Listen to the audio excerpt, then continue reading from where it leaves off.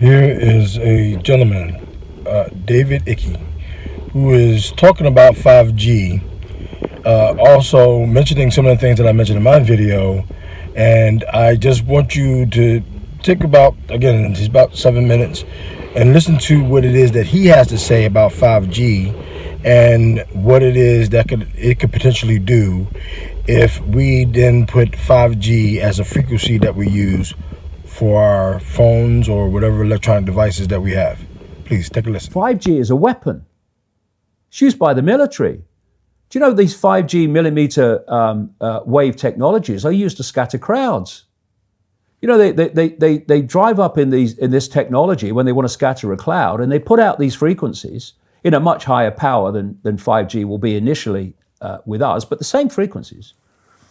And people scatter because they get the feeling their skin is on fire. Because the human body, including the skin, is an antenna. It interacts with frequencies and it receives and transmits information. At the cutting edge of understanding of DNA, scientists know that DNA is a receiver-transmitter of information. And so we are electromagnetic, electrical organisms, transmitters and receivers of information. When our electromagnetic fields are in balance and harmony, we have health. We have psychological health and we have physical health. The reason that this technological society is causing so much psychological and quote, physical disease is because these frequencies, technologically driven, and we live in this Wi-Fi world now and all the phone masts and all the rest of it, these technologically generated frequencies are scrambling the balance of the human electromagnetic electrical communication systems. And if you scramble them, you create a state of disharmony, dis-ease, which plays through to physical and mental, emotional, psychological dis-ease. And there's another point to this. The brain processes information electrically. It communicates with the cellular structure electrically. And it operates within a certain band of frequency.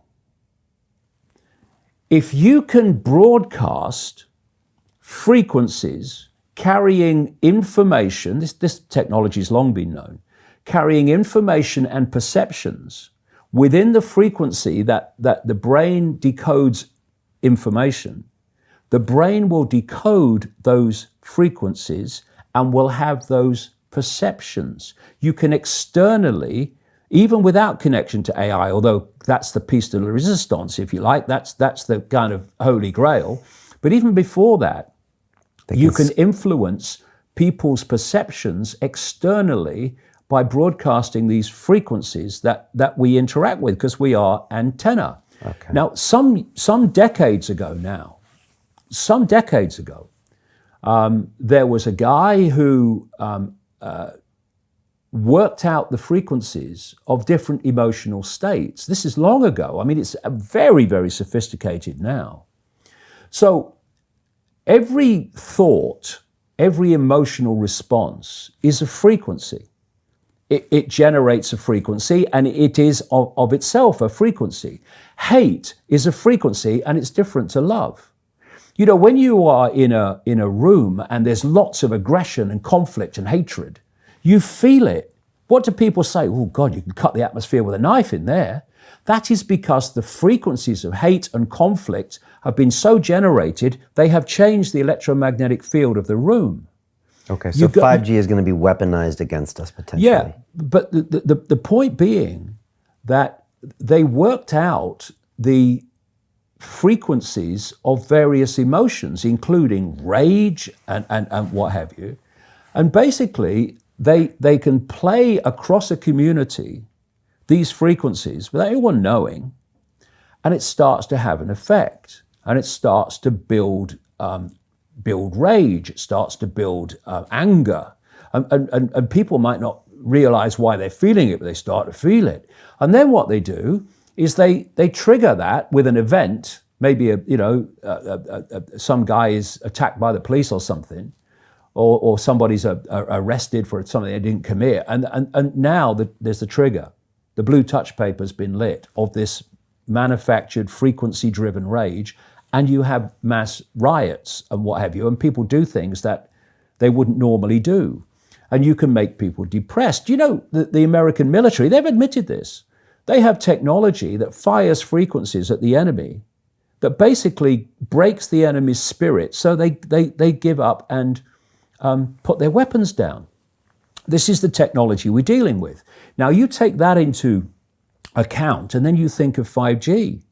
First of all, 5G doesn't travel well because of the nature of its frequency. So instead of big towers, as we have now, broadcasting these frequencies long distances, it won't do that. And it doesn't go through solid objects, what we call solid objects, very well either. So to overcome that, there are going to be boxes broadcasting 5G, this weapon, down every street, all over the world. You're talking phenomenal numbers of these boxes, broadcasting like on the lamp standard outside your children's bedroom and stuff, broadcasting this stuff. There's no way you'll be able to go where you won't be in a field of 5G. And another interesting thing, I don't know whether you've noticed this, but the story broke, first of all, in Sheffield, when the council started cutting down literally thousands and thousands and thousands of mature trees in urban streets. And there were big protests about it. You know, Sheffield claimed to be a green city, but all these mature trees were coming down, thousands of them. And my brother, he works as a call-out bus mechanic. So a bus will break down, they'll call him, he'll come down and fix it on the side of the road. So he's traveling all the time. And he's saying it's amazing how many mature trees are being cut down. Overwhelmingly in urban places. Now, the worst nightmare, I'm not saying cause and effect, but I'm saying think on it. The worst nightmare of 5G in a street is mature trees, because it can't get through them. They don't want urban trees for 5G because it won't go through solid objects very well at all, and it doesn't travel far. So we're going to have this explosion of 5G transmitters. And then, going back to what I said earlier, and they've admitted this too, there's going to be like 20,000 satellites up there beaming 5G at the Earth.